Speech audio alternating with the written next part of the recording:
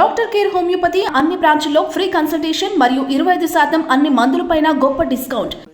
మాకు ఏమి బాధపడేది ఏంటంటే 26 ఎకరాల జాగు ఉంది, 2 బెంచ్ కాళ్ళు ఉన్నాయి, ఇంత బిల్డింగ్లు ఉన్నాయి, వాళ్ళ తన మస్తు పైసలు ఉన్నాయి అని చెప్పారు కదా. అది సుమా టీవీ వాళ్ళు. మరి 26 ఎకరాల జాగు ఉంటే మాకు ఒక 10 ఎకరాలు మా పేరు మీద రిజిస్ట్రేషన్ చేసి ఇచ్చి 16 ఎకరాలు వాళ్ళనే తీసుకోమని. మాకు అవసరం లేదు. పేద రైతులకు ఎవరన్నా ఉంటే వాళ్ళకు ఇచ్చేయమని. ఇప్పుడు 2 బెంచ్ కాళ్ళు ఉన్నాయి, 2 బెంచ్ కాళ్ళు మాకు అవసరం లేదు. బెంచ్ కాళ్ళు తీసుకొని ఏదైనా ఒక కారు కొనిచ్చిపోమని. ఉంటే వాళ్ళే తీసుకోమని, మాకు కొనియకున్నా సరే. లేకుంటే మాత్రం ఒక కారు కొనియమని వచ్చానికి ఒప్పుకుంటా. 2005లో తీసుకున్న బైక్ ఉన్నది, 2010లో తీసుకున్న ట్రాక్టర్ ఉంది. అవును, నేను ఆల్రెడీ సర్వే చేసి వచ్చిన. 2010లో మీ దగ్గర ఒక ట్రాక్టర్ ఉంది, ఒకటే ఇల్లు ఉంది, 6 ఎకరాల పొలం ఉంది. ఇది నేను చేసిన సర్వే. మరి ఇది ఓకేనా కాదు? అది ఓకే. ఇవన్నీ ఉన్నాయని చెప్పి నాకైతే తెలిసింది. నేను వ్యక్తిగతంగా ఊర్లో కనుక్కున్నా కాబట్టి, వీళ్ళు ఎలాంటి వ్యక్తులు అని చెప్పి నేను కనుక్కున్నా కాబట్టి నాకు ఇవి తెలిసినాయి. వాళ్ళు ఊళ్ళో అంతే ఉంది. మరి ఎందుకంటారు అట్లా? మీ పైన కొన్ని ఛానల్స్ ఎందుకంటే నెగటివ్ ఛానల్ వాళ్ళకు ఇక నేనేం అనలేను కదా. వాళ్ళు పెద్దోళ్ళు అయ్యి వాళ్ళు ఏమన్నా మేము లొంగి తిరగాలి. ఇప్పుడు వాళ్ళు ఏమన్నా సరే అంతా మా పిల్లలు అయ్యేటోళ్ళే. ఇంకా ఎన్ని పుట్టిస్తారో పుట్టి అన్నోళ్ళు కొనిచ్చి ఆనాలి ఆ మాట. కొని మనకు కొనుక్కొచ్చి ఇచ్చి వీళ్ళకు ఉన్నాయి అని బదనాం చేయాలి. లేనిది చేయొద్దు కదా. నాకు ఎక్కువ వద్దు, నాకు 10 ఎకరాలు అప్పచెప్పమను, 16 ఎకరాలు వాళ్ళని తీసుకోమని. ఫ్రీ.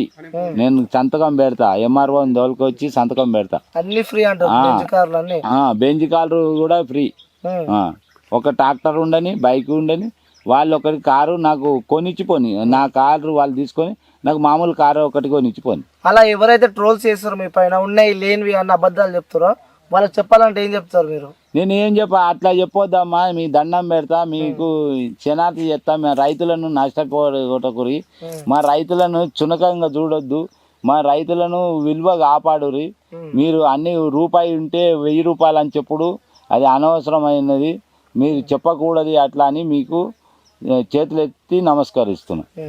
అమ్మ, మీ కొడుకు ఇప్పుడు బిగ్ బాస్ హౌస్ లో ఉండు, నీకు ఇంకిద్దరు కొడుకులు, ఒక కూతురు. ఎట్లుండే అమ్మ వాళ్ళతో బాండింగ్? ఎట్లుంటుంది మీకు? మంచిగానే ఉంటుండే. వాళ్ళు లొల్లి జెర్సేపు లొల్లి పెట్టుకుందరు, వాళ్ళ జెర్సేపు కాగానే మళ్ళీ కూడుందరు. ఎవరంటే ఎక్కువ ఇష్టం మీకు? నాకా ఇక అందరు సమానమే బిడ్డ, అందరు ఇష్టమే. అందరు ఇష్టం.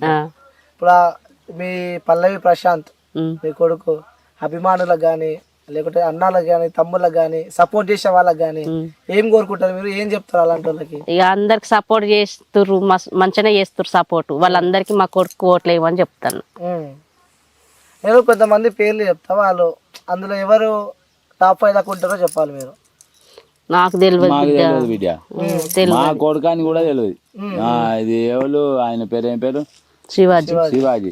ఆ ఎవరని తెలియదు. శివాజీ ఉంటుండొచ్చు, మా కొడుకే ఉంటుండొచ్చు, లేకపోతే ఇంకెవరన్నా ఉంటుండొచ్చు, ఇంకెవరన్నా ఉంటారు. సరే, నేను ఒక పేరు చెప్తా. అంటే మీరు డైలీ మీ కొడుకు కోసం అన్న బిగ్ బాస్ చూస్తుండొచ్చు? రోజు చూస్తున్నాం. బిగ్ బాస్ చూసినాకనే మేము అన్నం తింటున్నాం, అంతవరకు అన్నమే తింటలే. సరే, ఫస్ట్ శివాజీ గురించి చెప్పాలంటే ఏం చెప్తారు?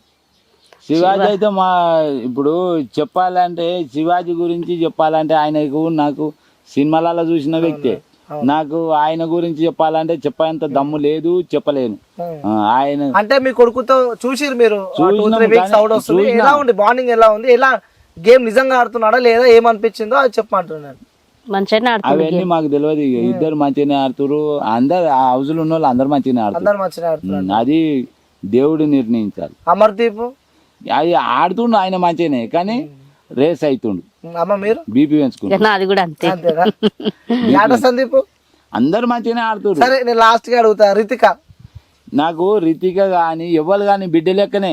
ఆమె బొర్రని ఏమని చేసుకొని అందరు నాకు సొంత బిడ్డ లెక్కనే. అంటే సొంత బిడ్డలు అంటే నీ బిడ్డలా అన్నా సరే, కానీ నేను ఒక రైతునై అంటున్నా. అందరు నాకు సమానమే. అందరు కలిసి హౌస్ లో కూడా షకీల్ అని అమ్మ అమ్మ అని చెప్పి కూడా పల్లె ప్రశాంత్ బాగా పిలుస్తాడు. బయటికి వెళ్తేప్పుడు కూడా ఆమె షకీల అంటే మాకు ఇప్పుడు కాదు, ఆమె చిన్నప్పటి నుంచి సినిమాలు తీసినప్పటి నుంచి మాకు ప్రేమనే.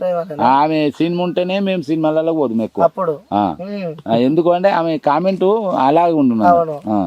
అందుకో ఆమె కూడా బయటికి వెళ్తేప్పుడు కూడా పల్లవి ప్రశాంత్ కి ఇంటూ రెడ్ మార్క్ ఇచ్చింది. ఆమె ఎల్లుల్లిపాయలు తీసుకురమ్మన్నది. ఎల్లుల్లిపాయలు తీసుకురమ్మంటే రాక ఆమెకు అమ్మ అన్నాడు, ఎండిగడ్డలు తీసుకురావాలి అమ్మ అన్నాడు. అంటేనట అది రైతు బిడ్డ అని తెలిసినా తెలియనట్టు ఉంటుండు అని చెప్పింది. బయటకు వచ్చినప్పుడు కూడా చెప్పులు వేసుకొని తిరుగుతున్నావు, అప్పుడు చెప్పులు వేసుకోవాలి అని చెప్పి కూడా. అంటే మనము ఇప్పుడు ఎవరి ఇంటికన్నా చుట్టాలం పోతాం బిడ్డ, ఎవరి ఇంటికన్నా పోతాం మనము చుట్టాలింటికి.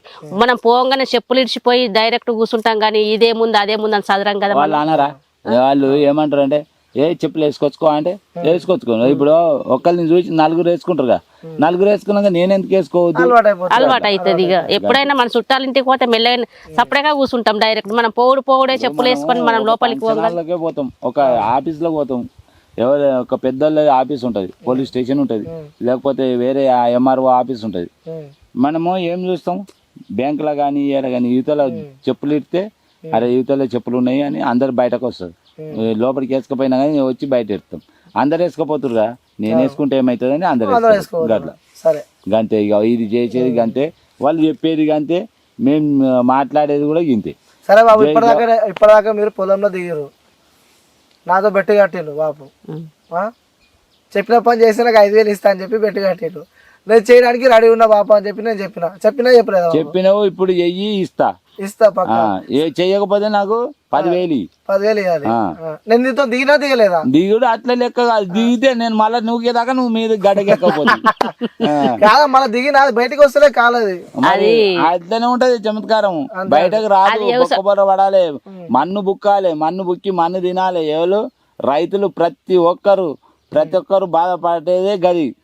మేము అమ్ముకుందామని ఒక విత్తనాలు ఎవ్వన్నా కానీ మేము కొనేతానా 1,000 రూపాయలు, మేము అమ్మేతానా 300, గట్ల ఉంటుంది మా కష్టాలు. అయినా బాధపడకుండా పిల్లలు నిడిచిపెట్టుకొని పొద్దుగాల లేవగానే కరెంటు కాడికి రాత్రి, ఇప్పుడు పొద్దున్న దాకా కరెంట్ లేదనుకో, తెల్లని దాకా కరెంటు కాడికి వచ్చినాం అనుకో, తొవ్వల పాములు ఉంటాయి, పురుగు ఉంటుంది, బుష్ ఉంటుంది. ఇవన్నీ దాటుకుంటూ వచ్చినాక కూడా కరెంటు నడతలేదని పీస్ వైర్ పోతే, పీస్ వైర్ పెట్టేటప్పుడు కూడా ఏదైనా ప్రమాదం జరగవచ్చు, చనిపోతుండొచ్చు. జంపర్ పోయినా జంపర్ కాడికి పోతే అట్లా చనిపోతుండొచ్చు. రైతు అప్పు బాధ అయినా చచ్చుడే, పాములు గరిచినా చనిపోవడే, తేళ్లు గరిచినా చనిపోవడే. తేళ్లు గరిస్తే కొందరు బతుకుతారు, కొందరు చనిపోతారు. కరెంటుగా చాక అయిన వాళ్ళు అయితే ప్రతి ఒక్కరు ఎవరు బతికిన వాళ్ళు లేరు. 190 మంది చనిపోయిన వాళ్ళు ఎవరు, 10% బతికిన వాళ్ళు ఎవరు. అందుకొరకు మాకు వ్యవసాయం కానీ సస్తము, వ్యవసాయం కానీ పుడతాం. మా బతుకులే వ్యవసాయం. ప్రతి పబ్లిక్ ఎవ్వరు కానీ రైతు బిడ్డలు అన్నోళ్ళంతా ఒక రైతు మీద ఒక కంటితోని చదువుకున్న వాళ్ళు ఎవరైనా సరే ఒక కంటితోని రైతుని కాపాడుకొస్తే దేశాన్ని కాపాడినట్టు. బార్డర్లో సైనికులే కాపాడతారు, ఈడ రైతులు కాపాడతారు. ఇదే మాకు ఆలోచన. మేము చచ్చినా బతికినా భూతాలిని నమ్ముకొని బతికినాం. జై జవాన్ జై కిసాన్. రైట్ వ్యూస్ చూసాం కదా, ఇది మన interview Pallavi Prashanth season 7 contestants of Bigg Boss. వాళ్ళ మదర్ వాళ్ళ ఫాదర్ చెప్పిన మాటలు అని చెప్పి నాకు తెలిసి మన ఇంటర్వ్యూ చూసినాక ప్రతి ఒక్కరికి పల్లవి ప్రశాంత్ అనే వ్యక్తి ఎవరు అంటే మన ఇంటర్వ్యూ చూసినాక కూడా అర్థమవుతుంది. సో మా పైన అనవసరంగా నిందలు మోపకండి, ఏదైతే నిజాలు ఏదైతే వాస్తవాలు ఉన్నాయో అవే మాతో చెప్పండి అని చెప్పి కూడా పల్లవి ప్రశాంత్ వాళ్ళ మదర్ అలాగే వాళ్ళతో ఫాదర్ చెప్తున్నారు. సో ఇది ఇంటర్వ్యూ. మళ్ళీ ఒక మంచి ఇంటర్వ్యూతో మేము ఇంకటి ఉంటాం. Until then take care, bye bye, signing of.